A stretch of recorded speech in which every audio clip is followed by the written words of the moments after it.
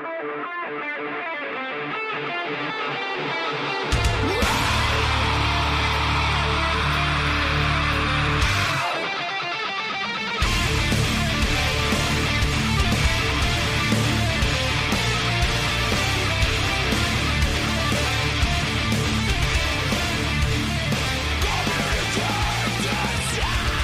right, here we go. Today is Sunday, July 29th, 2018, and this is episode 223 of the Defensive Security Podcast.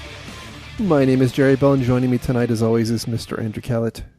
Hey, good evening, Jerry. How you doing tonight, buddy? I am pretty good. How are you? I'm doing good. I'm struggling to understand how it's already the end of July, though. I don't know either. Life is on fast forward, that is for sure. It is. Otherwise, good. Awesome. So, just before we go any further, the thoughts and opinions we express on the show are ours and do not represent those of our employer. So the first order of business we have had hanging over our head for a long, long time, and we're finally going to dispense with this, is we have 2 DerbyCon tickets and 1 training class to give away. And so we've...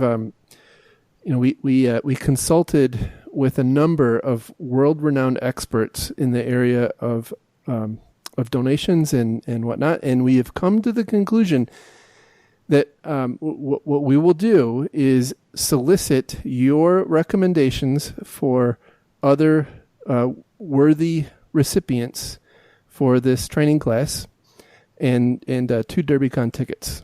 You can send those either to our Twitter at DefensiveSec or to our email at info@defensivesecurity.org, and we will choose, I don't know, let's say next week or maybe the week after. We'll see what the response looks like. Yeah, no strings attached, no obligations. I would just ask for those who win, please don't resell it. If you can't use it or end up not wanting it, then give it to another worthy person. We're not just kicking us out here to make somebody some money. We want somebody to actually use it and get value out of it. That's right. That's right. So next on our stop, thank you to all of our Patreon donors. Appreciate it. Indeed. You guys are awesome. Thanks. If you, for some reason, want to join them, yes, you can find our Patreon site at...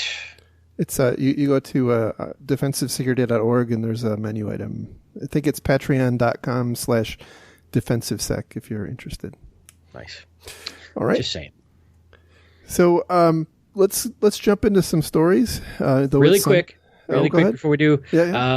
DerbyCon, speaking of which, I got selected to speak at, which I'm very honored and a little afraid of. So I'll be speaking at DerbyCon this year. That's pretty awesome. So what's your topic? Are you at liberty to say yet? I can share it. It's an updated version of the talk I gave in Columbia on shifting our mindset of defense from purely technical to psychological. So, the concept of a lot of attacks against our users and our organizations have psychological components, and how do we start thinking about that in terms of how we set up our defenses and think about protecting our companies. So it's a talk I gave in Columbia earlier this year, and that was the first time I gave it, and this is version 2.0 that I'm going to be doing updates to, and I am very, very pleased and honored and humbled that they selected my talk. So, hey, hopefully I won't have an empty room. So if you're at DerbyCon, please come to my talk so I'm not alone. It's NG. Right, it's your talk. Right, next gen. Yes, absolutely. Yes. Yeah, good. You're correct. With cloud AI integration. I would expect nothing less. Yeah, that's pretty table stakes these days, isn't it? That's right. And you're going to be there too, right? I will be there. Still I am not. Okay. I'm not speaking, but I will be there. Absolutely. So you're going to be mute the entire conference. Well, okay. Yeah, you got me there. Yeah. So, anyway. Let's go ahead and get into stories so I can get back to work on a Sunday. Yeah.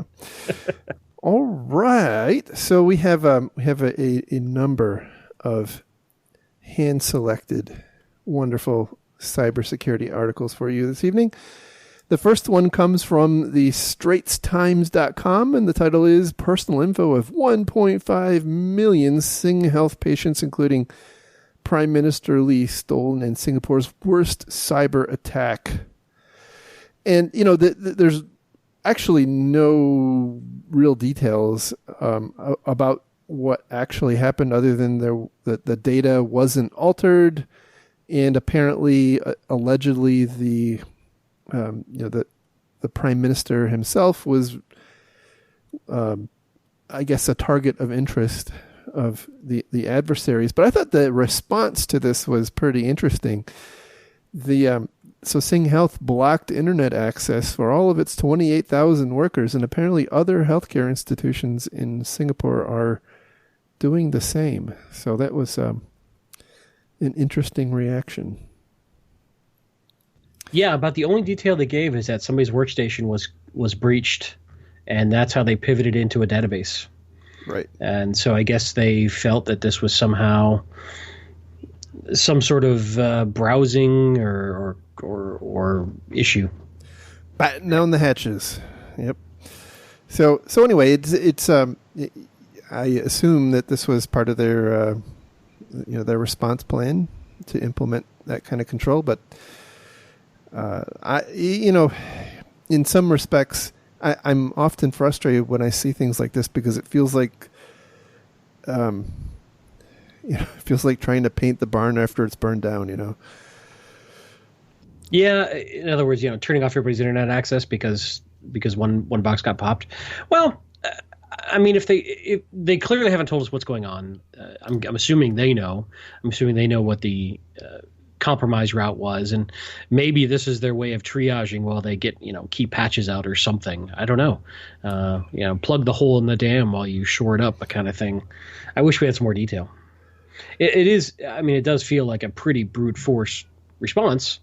But I mean, effective though. Probably effective. All right, so moving on to our next story. This one comes from bankinfosecurity.com, and the title is LabCorp Still Recovering from Ransomware Attack. And when I first read this, I thought, gosh, didn't LabCorp go out of business? And no, in fact, that was LabMD, not LabCorp. Ah, yes. Yes. Right.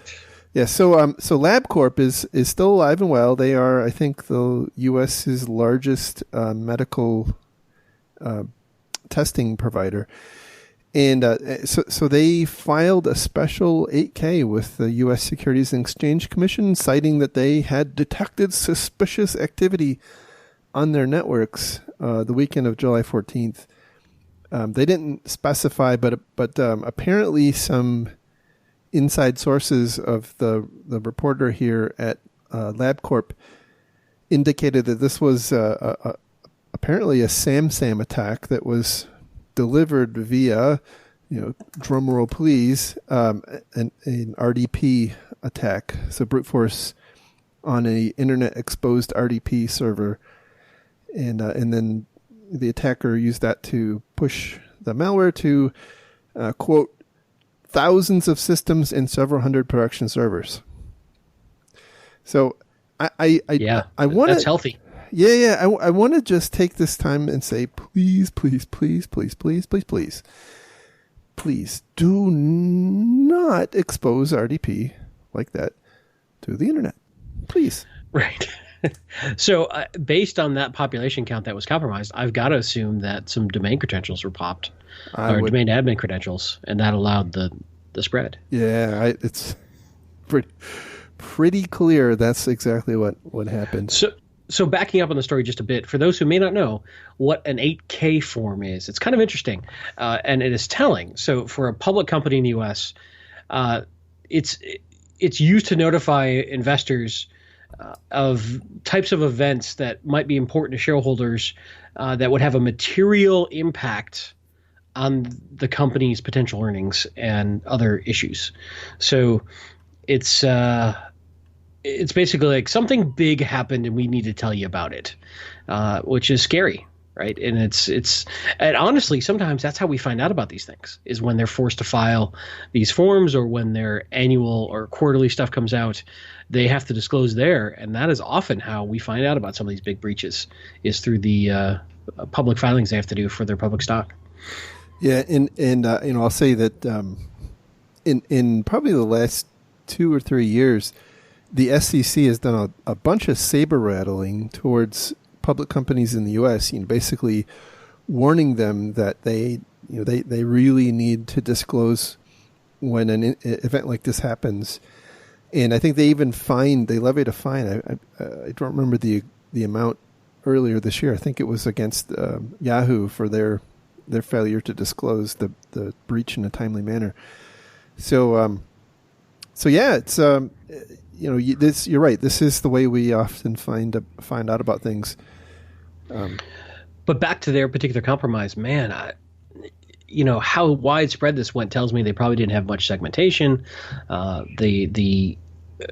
Probably most of all the Microsoft protocols were open between all the various hosts that were popped. And once you get in with these types of ransomware and these types of self-spreading, pieces of malware, it's ugly. So there's a couple of things we can take away from this. Obviously, anything internet-facing or public-facing, make sure you're doing some sort of two-factor, I think is a safe thing. Besides that, think about how you want to segment and limit the spread of something. So, one person gets on one workstation and they can hit most of your organization. That's bad.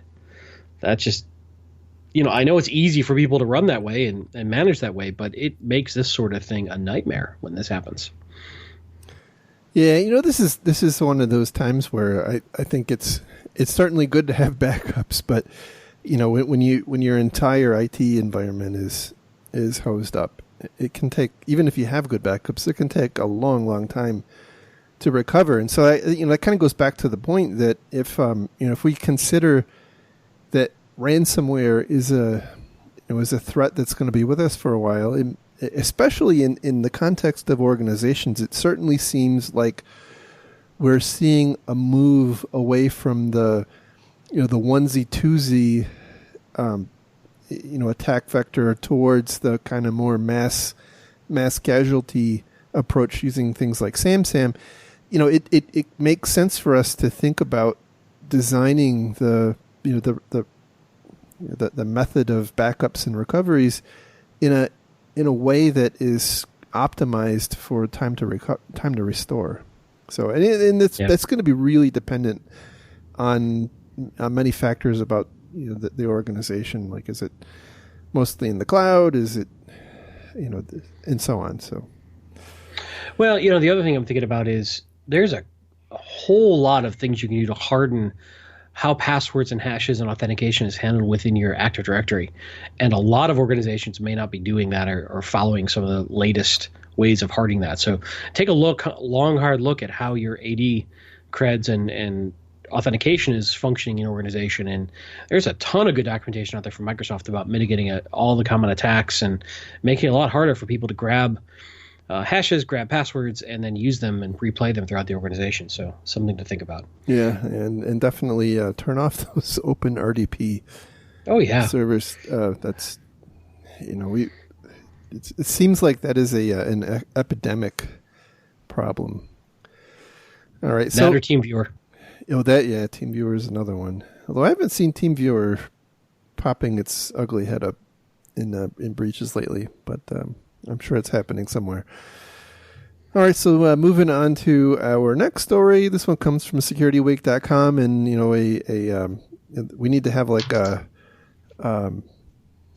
marketing fluff warning, and if we did that, you would be hearing that right now. So this is a study by Carbon Black. It's written in cooperation or based on an interview with someone from Carbon Black, so it's highly Carbon Black centric, right? But title here is "A Cyber Axis of Evil is Rewriting the Cyber Kill Chain." That's an amazing title, by the way. I'm going to need a moment to process that level of buzzwordiness. That is one heck of a title. That is.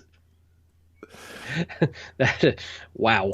Yeah. I think that would probably get shut down by most of my anti-spam just for that title alone. Yeah. Well, so it's a very long article that I think could probably be summarized in like 2 or 3 bullet points.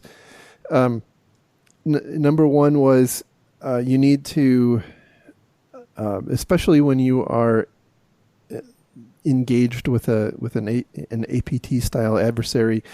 You need to develop more silent hunting techniques.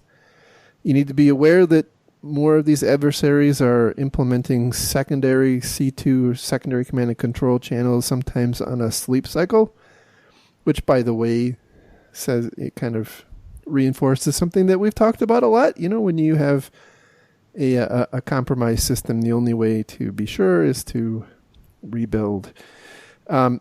Non-ransomware data destruction is becoming a thing. They declare that China, North Korea, Russia, and Iran are the, quote, cyber axis of evil because they have some apparently informal or formal treaty between them that they don't launch cyber attacks. And then the last bullet would be that all of the stuff they recommend in this article, of course, is possible by Carbon Black. Oh, there's another one in there that they really took they took a moment to really slap the snot out of CrowdStrike too. Yeah, that was pretty good. In what sense? I'm trying to find the. Okay, so. I'm going to read a quote here. There's a fundamental lesson we need to take away from this. He said, we have to become more clandestine and more quiet when we hunt the adversary in our homes. We can no longer shout out, I know you're in my house. I've called the police. That is exactly what CrowdStrike did when it was responsible for investigating the DNC breach. ... So that is, one of the main thrusts of this article we haven't really breached yet is they are touting that we need to be silent in our investigation until we're ready to do a mass eviction. Correct. And that if we tip our hand that we're on to them, they may take destructive measures. Yes. I will tell you, I have a hard time agreeing with that. I think that is very situational. I think that depends on what you're seeing going on. If I'm seeing exfiltration of absolutely critical data, I'm going to probably stop that immediately. And ride out other follow-on consequences. There may be time where it's better to have systems be reformatted by the bad guys than it is to let data exfiltrate. So I don't know that I agree with this silent hunting thing that they're saying. I can see some value. You want to get some idea of scope of the situation. You want to kind of have an idea what you're doing. But to say that we need to have full, complete understanding of everything the bad guy is doing before we do anything that might alert them that we know that we're onto them, I think is difficult to do. First off, I think that's very non-trivial. I think those who are saying you can do it are pimping their tools that enables that. Two, I think it doesn't always make sense in every situation. I think there's plenty of times where you may want to start taking aggressive action because if you let them burrow in deeper and continue to migrate around your organization and move lateral around the organization, they can be establishing new beachheads. They can be establishing new command and control exfiltration routes. They can be doing more stuff. And if I start diverting their resources to fighting to maintain presence in the environment, that gives them less opportunity to start probing my environment. So I don't know. There's a lot I don't agree with in this article. But to be honest, it's worth thinking about for your organization to see if it makes sense and based on what kind of breach you're dealing with. Yeah, I'm certainly of two minds on this. On the one hand, one of the challenges I think we have going in is that there's this fog of war, right? When most organizations of any size are constantly dealing with some kind of problem or other, right? And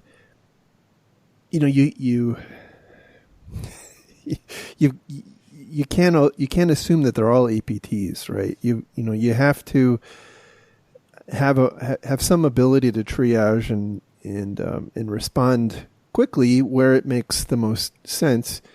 I think there is some significant value in some of the recommendations they make here because you do, especially in a larger environment, you really do need to figure out to the extent you can, where they're at, and so there's a ton of value in that.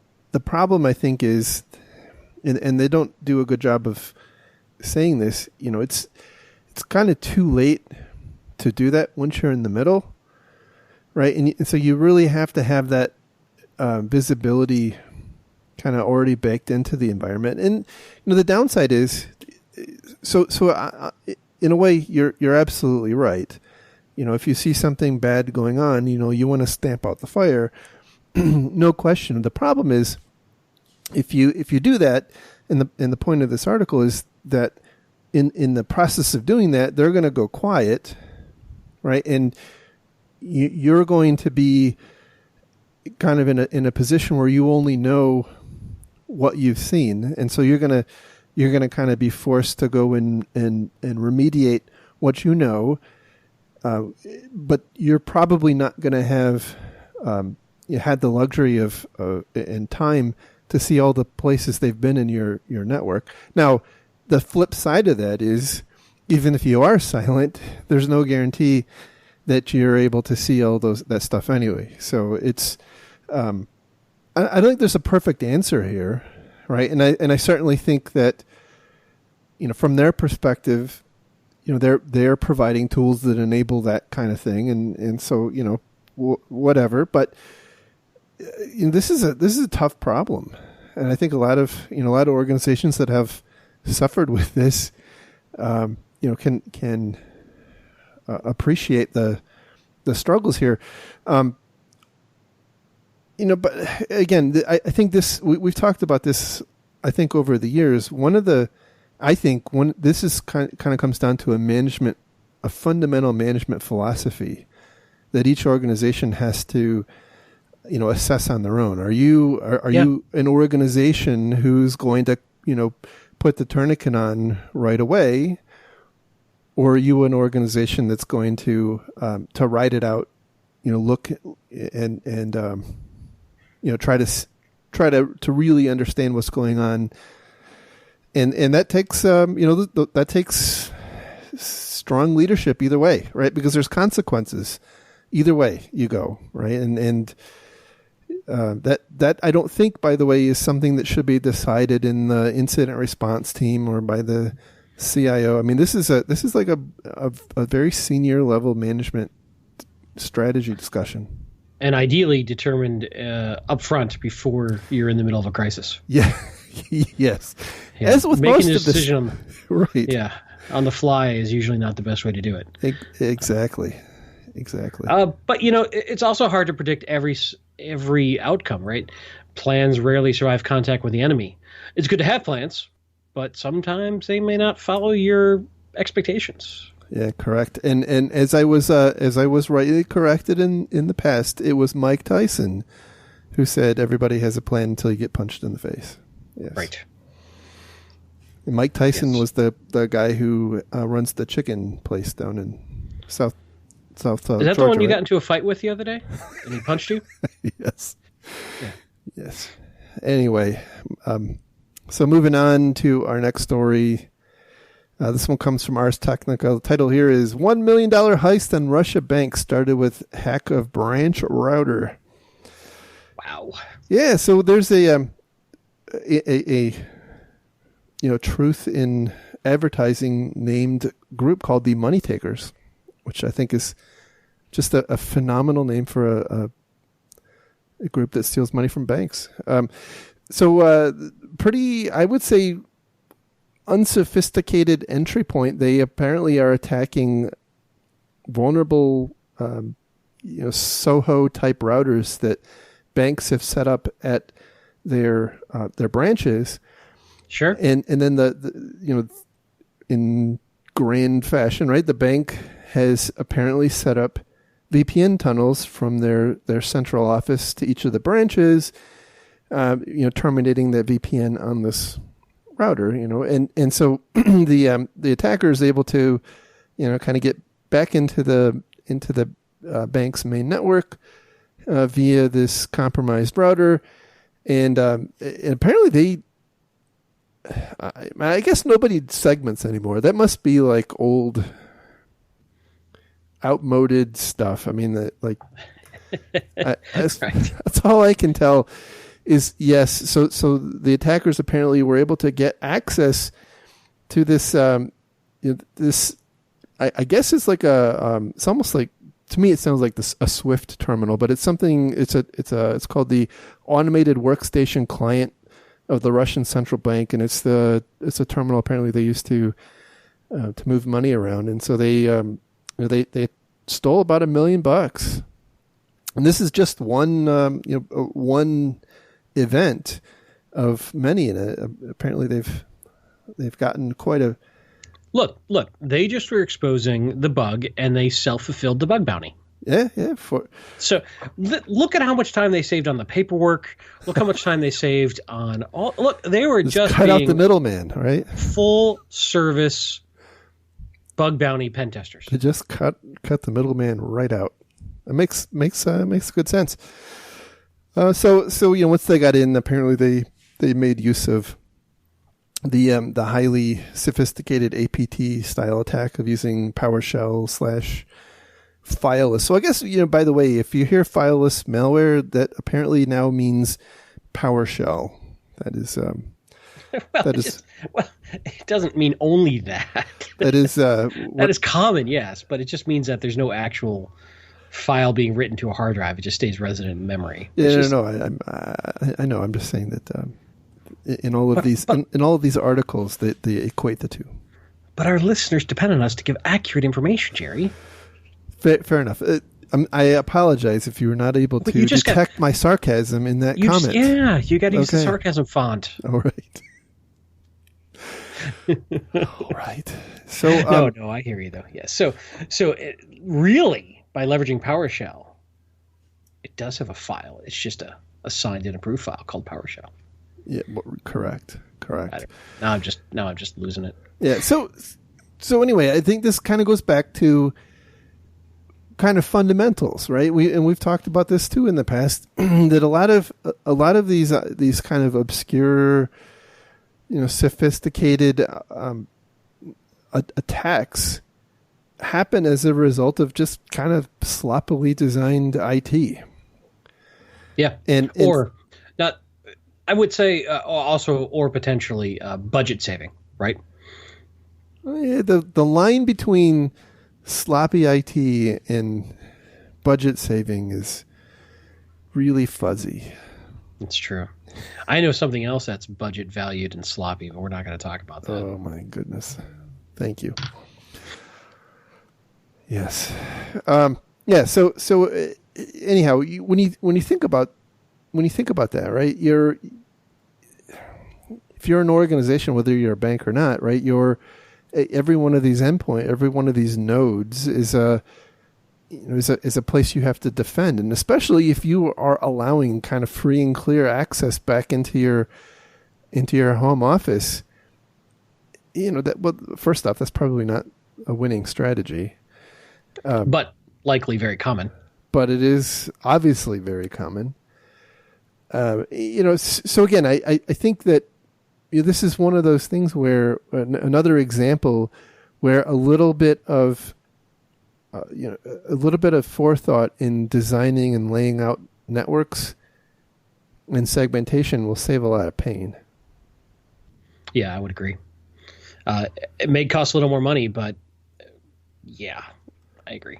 Yeah, and and by the way, like that takes away, if you design the IT right. We get out of the rat race of, oh my gosh, is it we moved from file based malware to fileless memory injected PowerShell attacks. That's an arms race that is crazy to keep playing. Like I think we've got to get back to fundamentally designing IT better, and whether that's green screens and mainframes. Well, yeah, that is actually what I was thinking, right? All I'm saying was there were not phishing emails were not successful when we were using, Elm and Mutt and Pine to read our email on a green screen. I'm just saying, right? Yeah, I mean, I'm trying really hard to find some flaw in your logic, but I'm having trouble. Yeah. Now, how many times have you heard of like links getting owned? Like, I think I know what my next Pwn to Win contest is going to be all about. All right. So moving on to the last story. This one was, by the way, pretty hotly requested, and I'm going to warn you. It's a highly political story here in the U.S., and I'm kind of looking at it more from the perspective of the interesting security aspect and not the political aspect. So yeah, as a rule, we don't typically talk any sort of politics on this show. So there's a reason why you don't hear us talk about this much at all, because it gets so political, and we typically shy away. But as you said, Jerry, there's some really good, juicy technical info in here. Yeah, and that was why I wanted to discuss it. So we often don't get a ton of interesting information about some of the more sophisticated attacks, but sometimes when it is a political thing, it's because it's associated with a government entity or political party, and so therefore we do get to see something, and that's the case here. So of course I'm talking about the recent announcement of charges by the U.S. against 12 Russian intelligence officers for allegedly hacking into the Democratic National Committee back in 2016. And again, there's a whole lot of political hoopla behind this, and I'll say this kind of up front, that in aggregate, your perception about this is probably mostly colored by, whether you're blue or red, right? But, having said that, and for those not in the U.S., those colors are associated with our two primary political parties. Yeah, red is Republicans, blue is Democrats. Yep, sorry. Yeah. But there certainly is quite a lot of political insinuation in the actual indictment. But there's also a lot of, what I assume are much more firm and hard facts, or at least they're presented as such, and that's what I wanted to discuss. So, for the record, this particular article came from Bleeping Computer. Yes, and it's U.S. charges 12 Russian intelligence officers with for hacking the DNC and running DC leaks. But we pretty much ignore the article and go straight to the indictment that they link to. So yeah, exactly. And the indictment's not actually that long, and a lot of it, I think, is actually talking about some of the back and forth discussions about who contacted who, asking for information about the campaign. I kind of ignore all that and kind of go straight to the juicy bits, which really talk about how they penetrated the DNC's network. And so it apparently started off with a phishing email to the chairman of the DNC claiming to be from Google, from Gmail. It was purporting to be a security alert, and tricked. And I think at the time, or at least I remember sometime in the past, this came to light. But basically, if you want to trick a person into doing something, putting it in the guise of a security issue is usually a winning strategy, and this apparently worked. And they had access to. Yeah, so they just asked him to reset his password, right? Correct. Yeah, and they had access. That's all it took. 50,000 emails. Okay. So let's back this up. This is a very simple, straightforward phishing attack. Right. They basically sent an email saying, "Hey, change your password," and pointed him to a fake, duplicate-looking website to update his password, and that allowed them to capture his static password and get into his entire Gmail account, just like that. Yeah, which by the way, conveniently had 50,000 emails in it. Also, by the way, not a nation-state level technique. No. Right? So be very careful. I'm going to go on a quick aside here. A lot of organizations are starting to talk about how these nation-state techniques and these, state-sponsored techniques. And again, that is such a slippery, difficult slope to climb. Here's an example of if we take everything at face value, a clearly state-sponsored, clearly nation-state level attack using one of the simplest methodologies we know of to do what they need to do. Yeah, and I'll say it's interesting that nothing in here was, what you would think of as kind of traditionally nation state level stuff. I mean, it's all phishing basically, and basic social engineering stuff. So they obtained the chairman's emails, and then I think they were subsequently posted. They sent a phishing email to another campaign member, and this again, traditional. I think this is kind of in line with your talk, right? Traditional social engineering. They they made it look like it was coming from another person in the campaign, and it was sending them to a link that looked very much like one associated with the campaign itself. It was off by one letter in the domain name, and it linked to an Excel file that was, it was complementary to the Clinton campaign. I forget the exact wording, right? But it was something that if you were part of that campaign, you probably would want to read. And it was Hillary Clinton favorable ratings. There you go. Right. .xls, I think is, if I recall. And so they installed some malware called X-Agent, which reported to a server that the Russian team had allegedly leased in Arizona. And so when you start thinking about, I would certainly know if the Russians were in my network, because we don't allow Russian traffic into our network. Well, you don't necessarily know where they're coming from, right? It's kind of trivial to stand up a server someplace else. Yeah. Or breach a server someplace else. Right, exactly.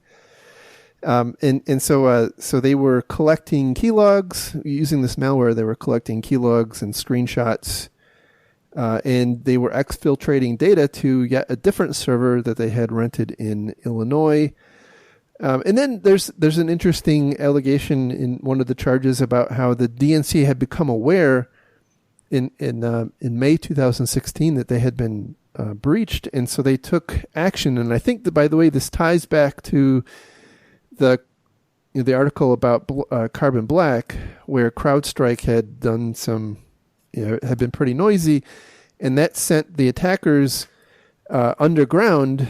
And what happened was the DNC on their network, they had a Linux system which they had implanted a kernel bug. They implanted a kernel Trojan, which later beaconed out, and they were able to maintain persistence through that means. And so from their perspective, if you read between the lines, they thought they had evicted the adversary, but there was still this this method of persistence that they didn't know about. And that, by the way, is what that Carbon Black focused article was really talking about. Was if you don't do a good job, if you don't do a thorough job of understanding where they're at, you don't have a level of confidence that you know where they're at, and therefore you don't know that they're gone for good.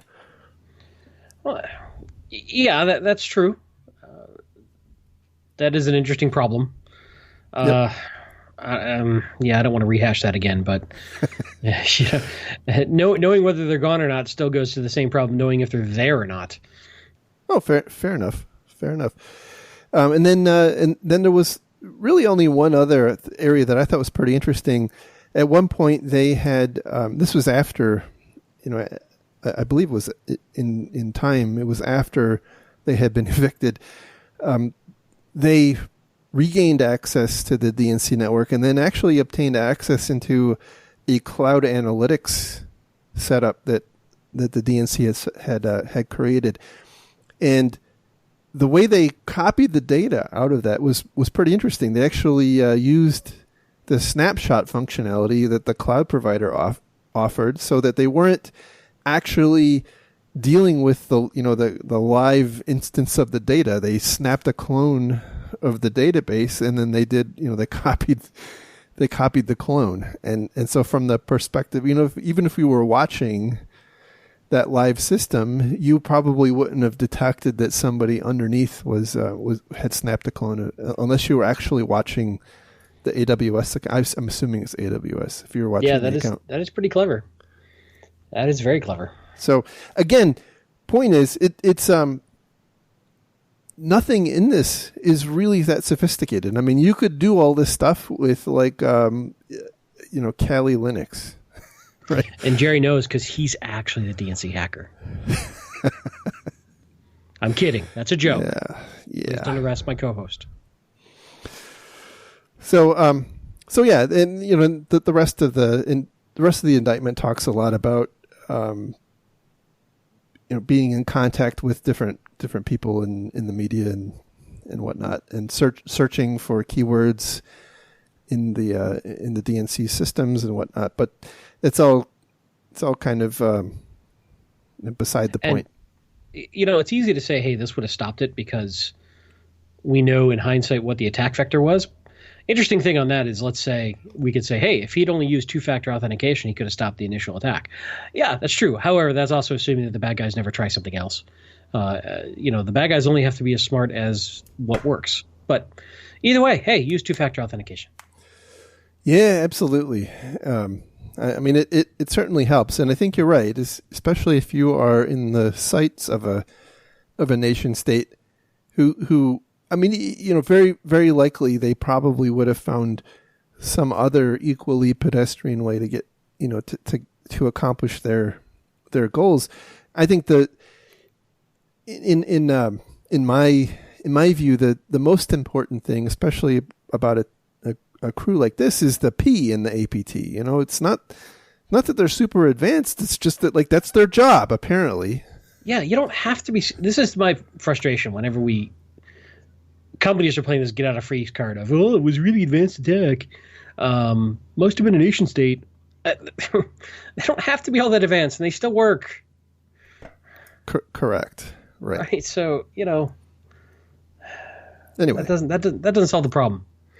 Anyway, it's an interesting read. It gives you some insight into the activities of one of the more quote sophisticated threat actors.